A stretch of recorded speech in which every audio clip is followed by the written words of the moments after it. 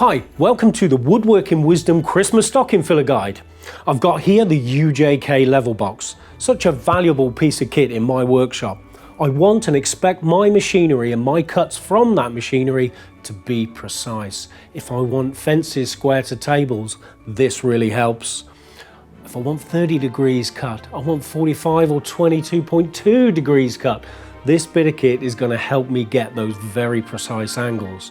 So on my bandsaw, on my table saw, on my miter saw, I even use it on the back of a plane blade in a honing guide on a sharpening stone to kick over and get me the 25 or 30 degrees angle that I need.